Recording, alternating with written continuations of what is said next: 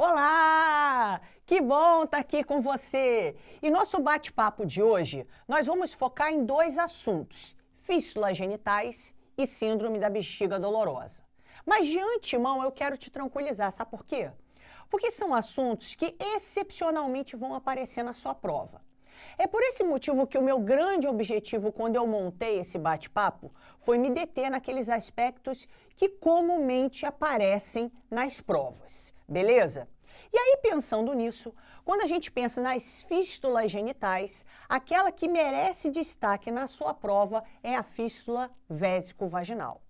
Então, aqui eu vou focar nessa fístula e vou chamar a atenção para alguns aspectos importantes em termos de diagnóstico diferencial com outro tipo de fístula que eventualmente aparece nas provas de ginecologia.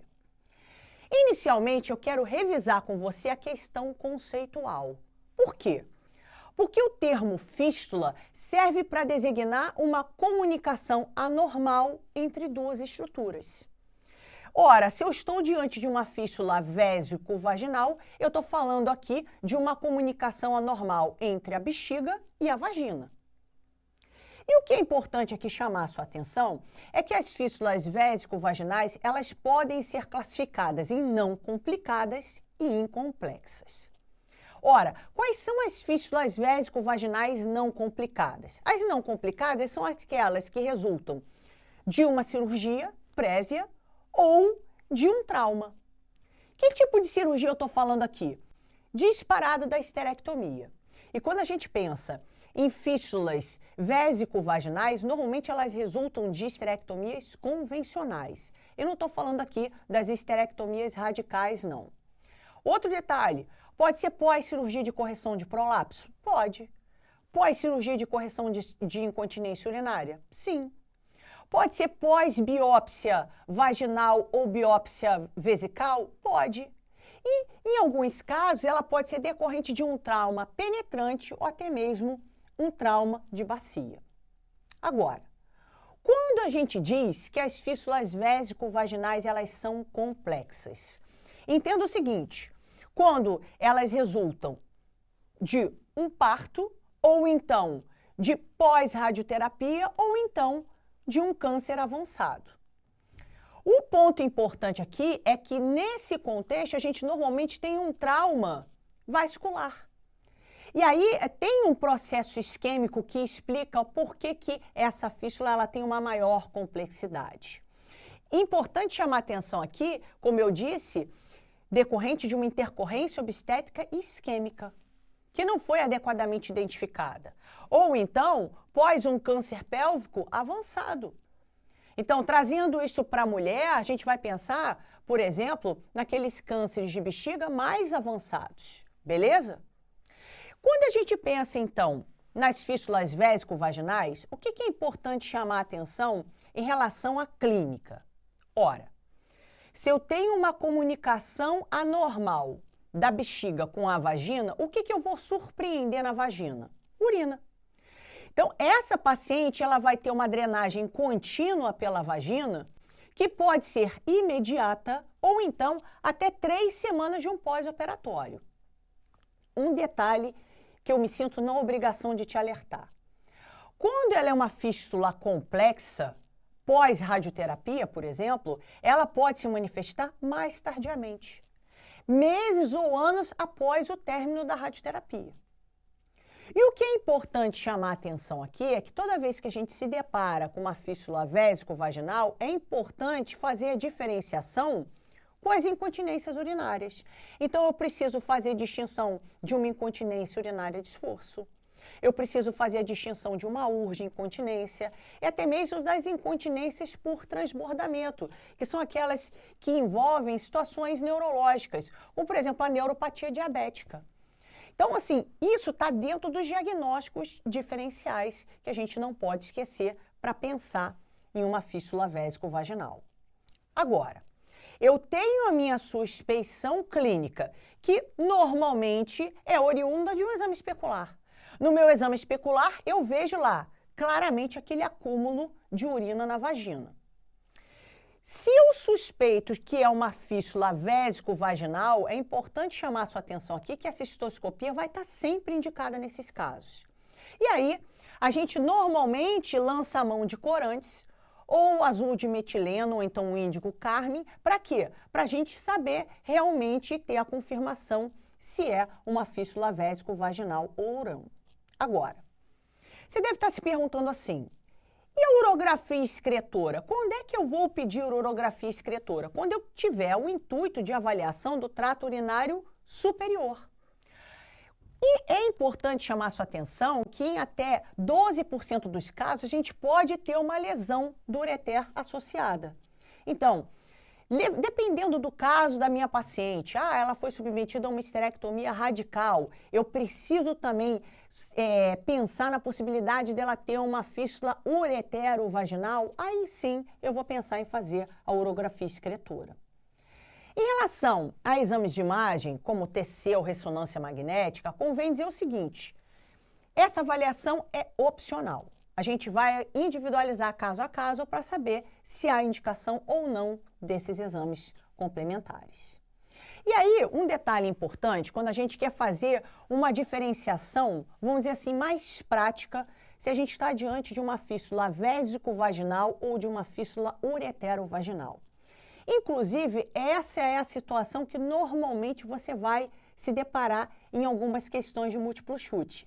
Eles vão colocar lá o resultado de um exame especular pós um catéter transuretral com corante. E aí, de acordo com o tampão vaginal, se ele cora ou não cora, você vai chegar ao diagnóstico se é uma fístula vésico-vaginal ou se é uma fístula uretero-vaginal. Antes da gente mergulhar nesse item, eu queria só chamar a sua atenção em relação àquilo que a gente também se depara em questões de prova. Normalmente, quando a gente se depara em questões de prova, fístulas vésico-vaginais são normalmente resultado das histerectomias convencionais.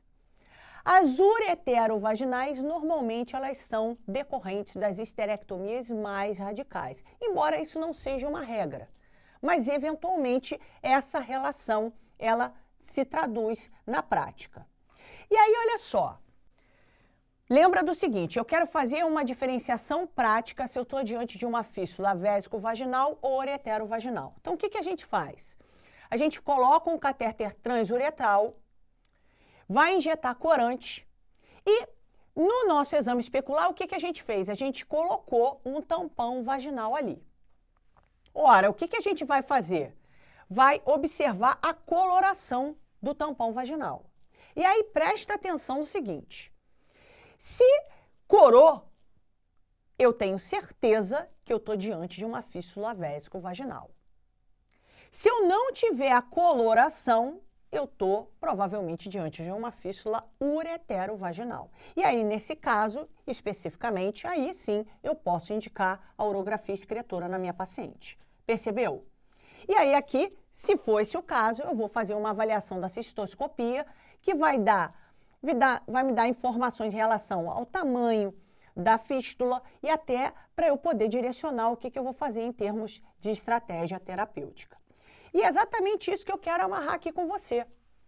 Quando a gente pensa no tratamento inicial da fístula vésico-vaginal, se eu estiver diante de uma fístula pequena, o que a gente pode fazer?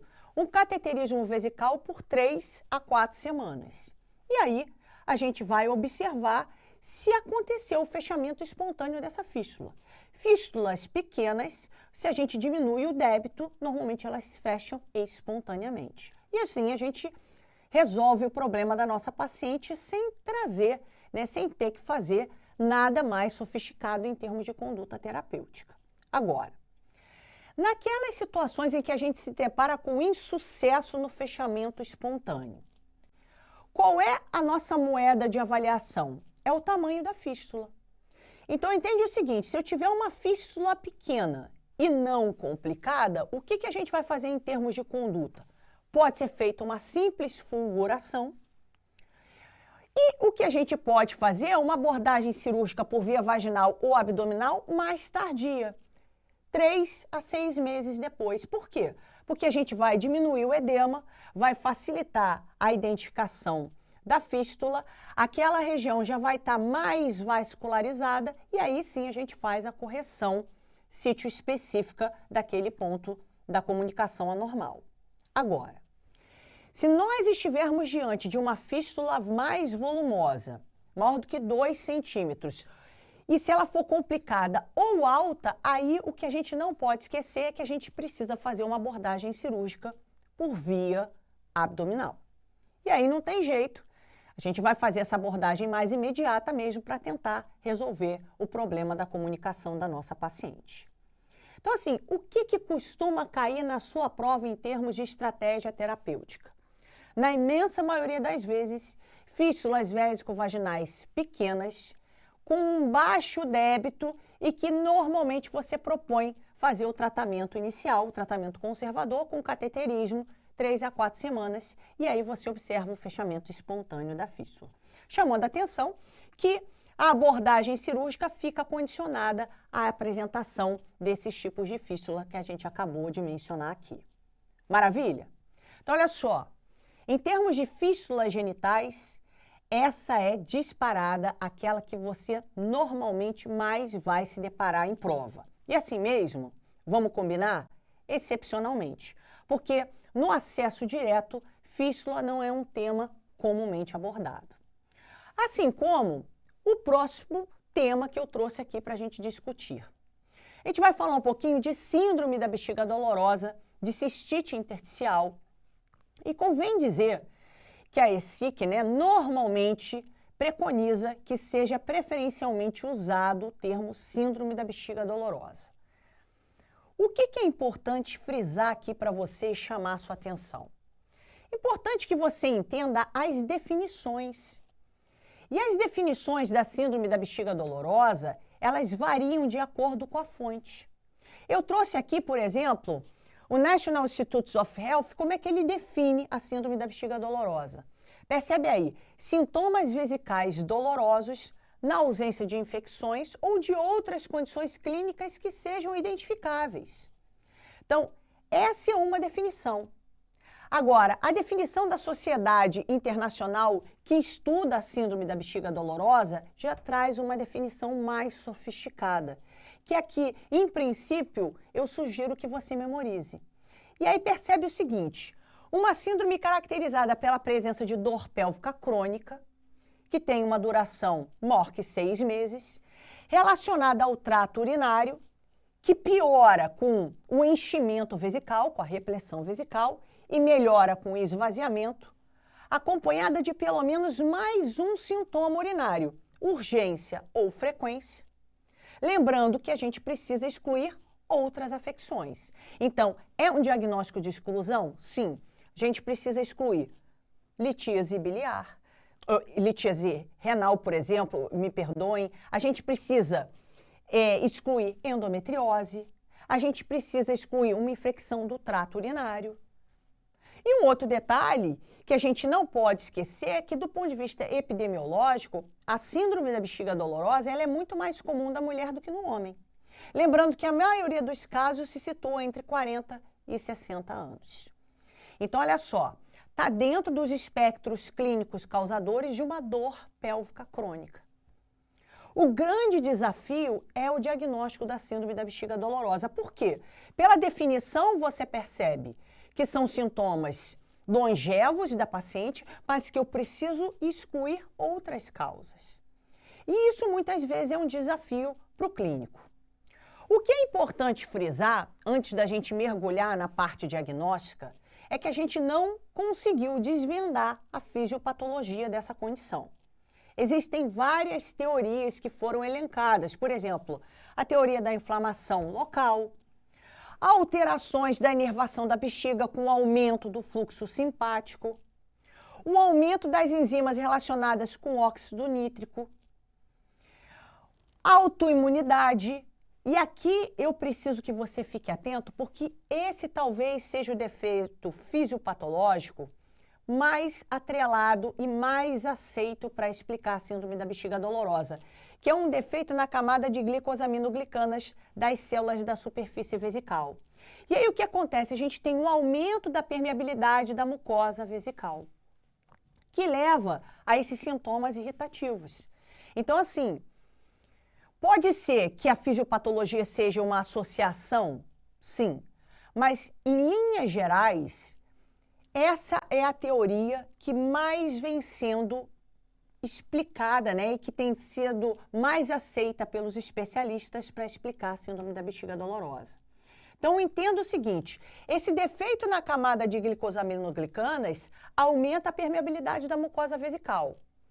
Com isso, o que acontece? A gente tem uma exposição de terminações nervosas aos elementos tóxicos da urina, o que explica esses sintomas irritativos da síndrome da bexiga dolorosa. Beleza? E aí, o que é importante chamar a atenção? A parte clínica. Quando é que eu vou suspeitar que uma paciente tem uma síndrome da bexiga dolorosa? A primeira dica está dada na definição. Essa paciente ela tem uma dor ao enchimento vesical, que melhora ao esvaziamento. Outro detalhe, na própria definição, lembra que a gente falou que essa paciente ela poderia ter uma frequência urinária grave, incapacitante ou uma urgência urinária? Pode. Além disso, ela pode ter noctúria ou nictúria, como prefiram, disúria. Pode apresentar ainda uma hematúria ocasional e, quiçá, alguns casos de uma dor suprapúbica, ou pélvica, ou ureteral, ou vaginal, ou perineal. Lembrando que essas dores melhoram com o esvaziamento da bexiga. Então, esse é um dado importante para você suspeitar. Aquela dor, a repressão vesical, que melhora ao esvaziamento. Lembrando que é uma dor que pode estar suprapúbica, que pode ser referida como pélvica, como ureteral, como vaginal ou até mesmo perineal. Então, esse é um detalhe importante aqui para você não esquecer. Como é que a gente chega ao diagnóstico? Como eu já tinha antecipado, o diagnóstico é um grande desafio para nós. EAS e urinocultura, para quê? Para excluir infecções do trato urinário.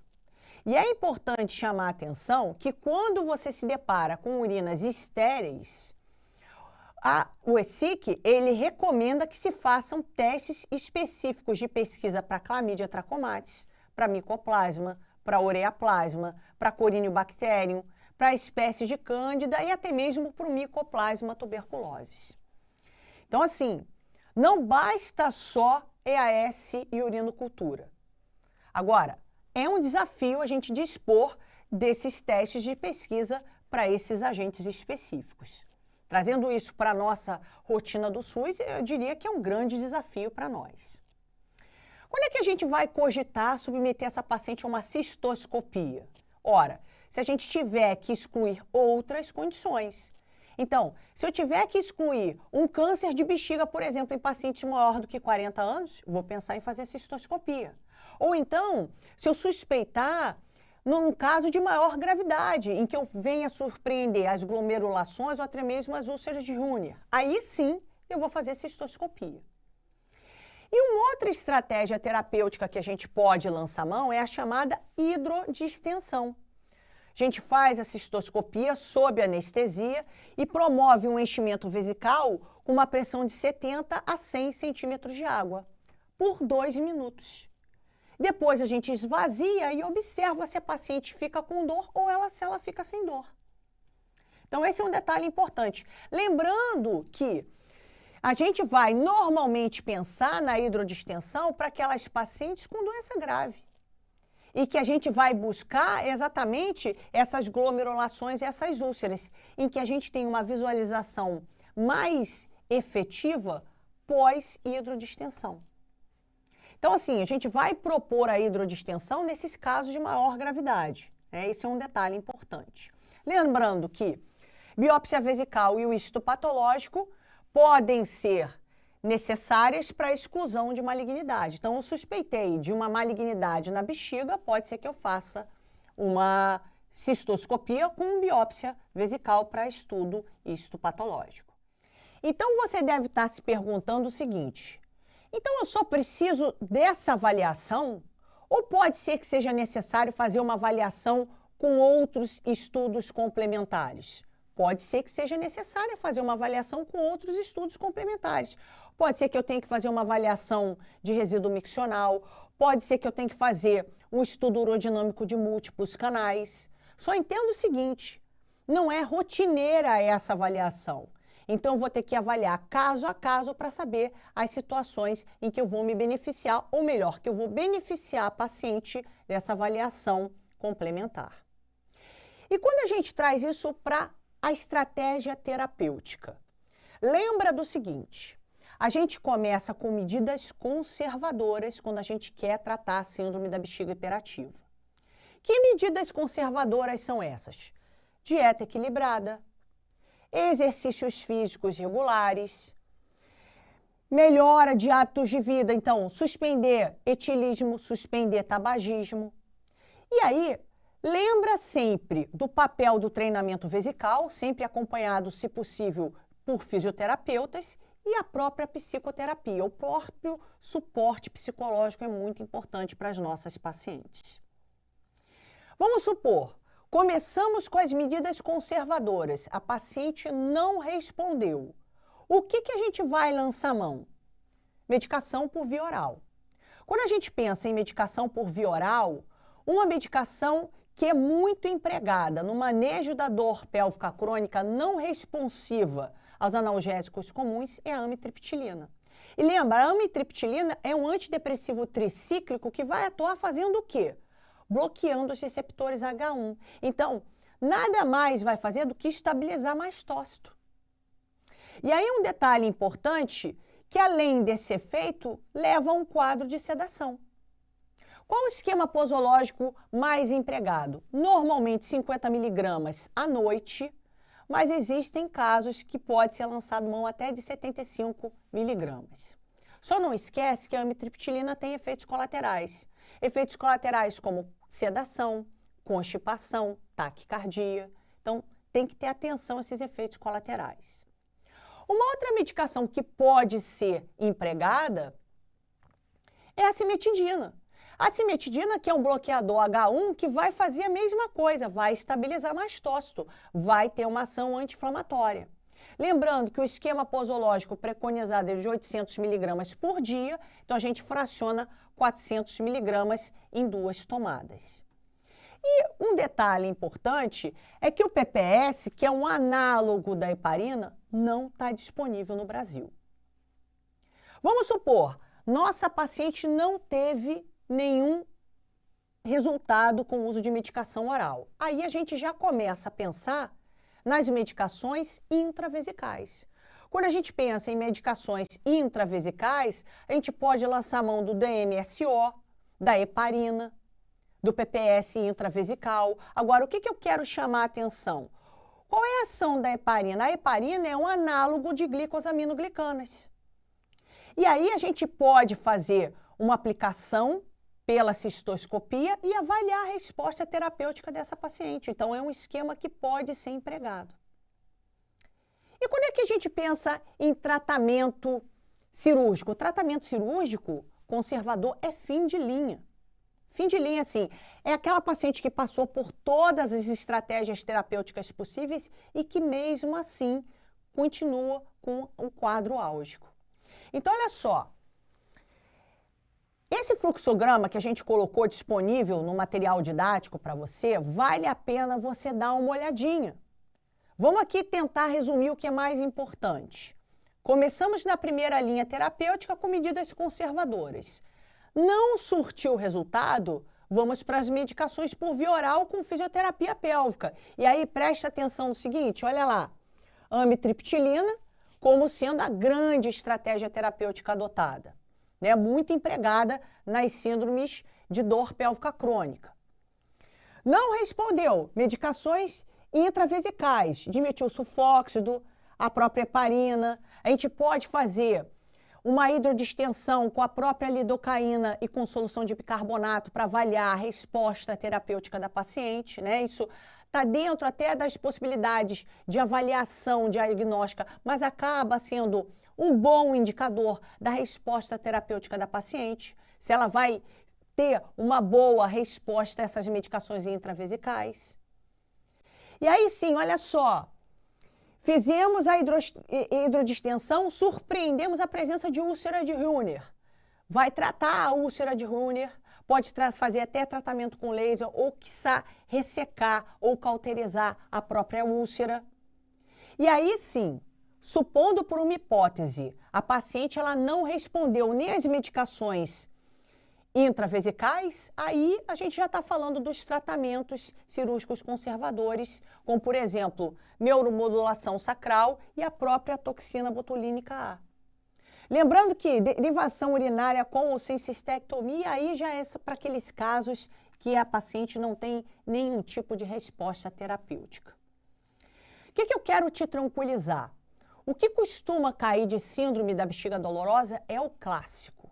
Então, assim, vai aparecer aquela paciente em que você, por exclusão, chegou a esse diagnóstico com aquela dor característica do enchimento vesical que melhora o esvaziamento e que, muitas vezes, melhora com as medidas conservadoras associadas à fisioterapia pélvica e à amitriptilina, sem esquecer do suporte psicológico que é tão importante para os pacientes com dor pélvica crônica.